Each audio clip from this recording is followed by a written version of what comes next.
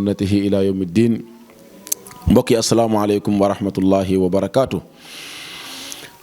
noo ngi leen di dalal ci seen émission bi di pajum sunna dellusiwaat nañ ak jàmm dellusiwaat nañ ak yéen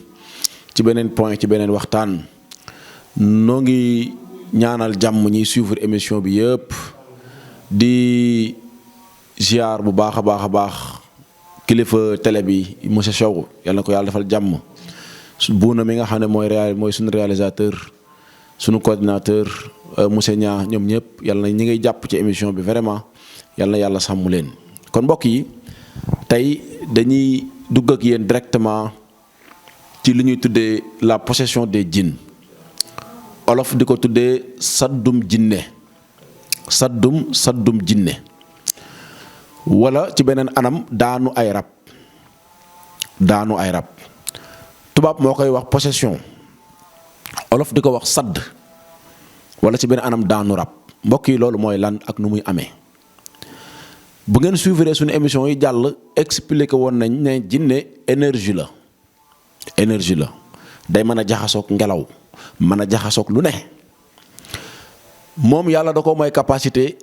mu mën a dugg ci yaramu doomu aadama moom jinne mu mën a dugg ci yaramu doomu aadama loolu nag nu muy nekkee. jinne yonent bi sallallahu alayhi wasallam dafa mas a wax ci benn xadis mu ne inna seytaana yajri fi ibni aadam majra dam seytaane yàlla yonent mooy wax seytaane yàlla da ko may capacité mu mën a dugg ci yaramu doomu aadama di circuler comme deret. allahu akbar déglul li ma wax xadis boobu xadis bu wér la Buxaari moo ko solo. yonent bi sallallahu alayhi wasallam mu ne seytaane yàlla da ko may capacité mu mën a dugg ci yaramu doomu aadama xoolal dugg ci biir di circuler comme sa deret. yàlla subhanahu wa taala mu ne wa sharikuhum fil amwali wal awlaad loolu la yàlla wax yàlla mu ne seytaane man yàlla may naa la capacité nga mën a participer ci nit ñi ci seen alal mais également ci seen doom yi. kon mbokk yi seytaane day dugg ci yaramu doomu aadama donc di ko xalaatloo di ko jëfloo. mais nag dafa am place yu muy jaar bu fekkee ci nit bu dee ci góor seen maanaam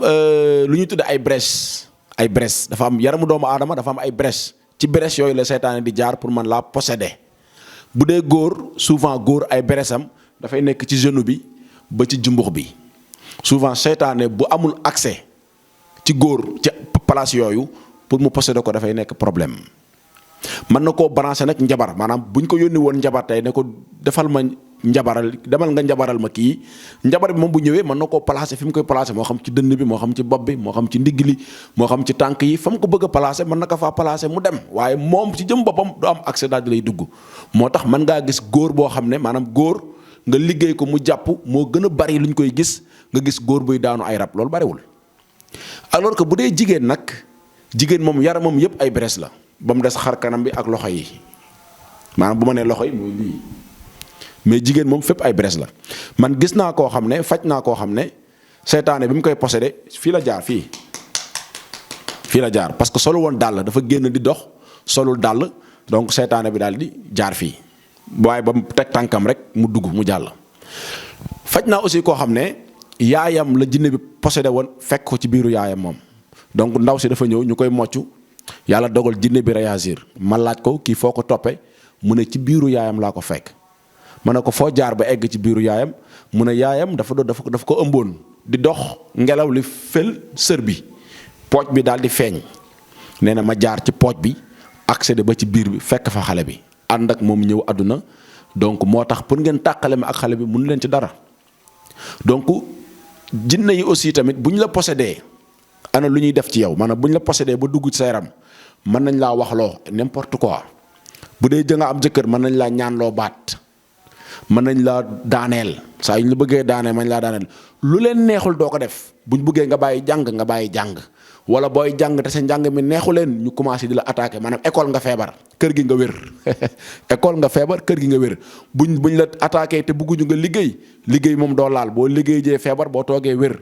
buñ la attaquer mën nañ laa bëggloo ko waru woon bëgg mën nañ laa topploo ko waru woon topp maanaam lu nekk mën nañ la ko defloo di la tiital ak di wax sa xel lu ne mën nañ la ko mën nañ laa sax xaruloo am na ñoo xamante ni jinne yi dañ leen di xiir ci ñuy daanu ci ay teen wala ñuy sote ci kaw étage wala ñuy jël paaka di jamaate wala lu nekk mën nañ la ko def lool. bu dee jigéen nag bu ko jinne yi possédé dafa am ay place yoo xam ne place yooyu la ñu bëgg a toog ci moom place yooyu mooy xar-xaru ween yi fii. xar-xaru ween yi moo tax temps yi fii loolu ñuy tudde affaire pàccal xewalee xale yu jigéen ñi dañuy xaru rek lu leen di rey rek la ñuy def donc fii place bu préférable la ci jinne mooy diggante dënn bi ween yi fi mu daje. ak fan ak ndigg li place bu ñu bëgg la ñoom jinne yi ci jigéen ak fan ak loos bi am na ñoo xam ne kenn du leen laal ci loos boo leen di laal ñuy daanu ndigg li loos bi colonne vertébrale bi ak fii digg bopp bi fii. donc souvent place yooyu ay place la yoo xam ne donc jinne da koy loger ci jigéen dëkk fa nag toog fa moo tax ñun bu ñu lay traité di la faj bu dee jigéen la place yooyu dañ koy attaqué donc ak suñuy méthode pour mën la tàqale ak loolu.